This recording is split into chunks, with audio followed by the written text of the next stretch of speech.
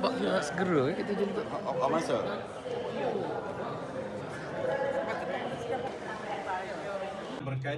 Berkait dengan satu lagi agensi di bawah KDN.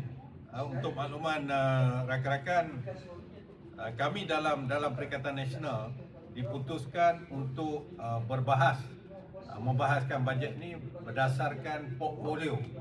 Setiap kami ni ada portfolio masing-masing berdasarkan kepada kementerian.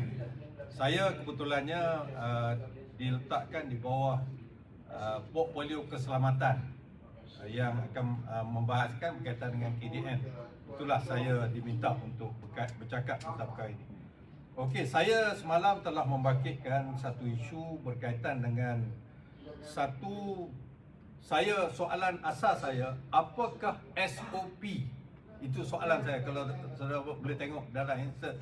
Apakah SOP yang digunakan oleh Kementerian Dalam Negeri terhadap sesuatu latihan ataupun exercise yang dilakukan oleh mana-mana agensi di bawah KDN, sama ada berbentuk pasukan komando dan sebagainya. Dan saya merujuk kepada satu insiden atau kejadian yang berlaku yang melibatkan agensi APMM, Agensi Penguatkuasa Maritim Malaysia di bawah KDN, iaitu satu peristiwa. Saya ingin betulkan sikit, semalam saya tersilap tarikh tu, saya sebut 29 September, sebenarnya 19 September.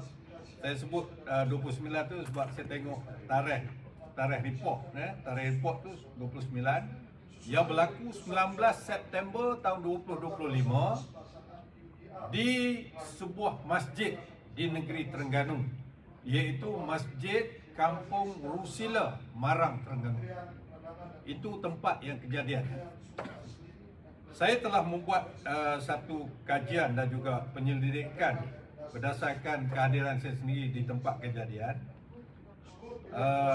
Dan juga saya ingin menyentuh mengenai kenyataan Ketua Pengarah Maritim Malaysia yang dikeluarkan pada semalam, kurang daripada perkara yang kita bangkitkan dalam Parlimen.